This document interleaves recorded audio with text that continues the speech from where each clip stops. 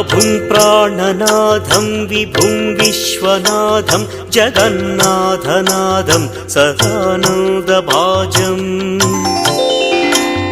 भवद्भव्यभूतेश्वरं भूतनाथं शिवं शङ्करं शम्भुमीशानमीडे गळेरुण्डमालं तनौ सर्पजालं महाकालकालं गणेशादिपालम् जटाजूटगङ्गोत्तरं दैर्विशिष्यं शिवं शङ्करं शम्भुमीशानमीडे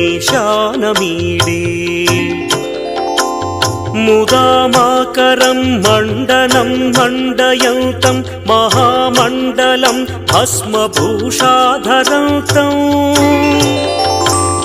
अनादिं ह्यपारं महामोहमारं शिवं शङ्करं शम्भुमीशानमीडे वटाधो निवासं महाट्टाट्टहासं महापापनाशम्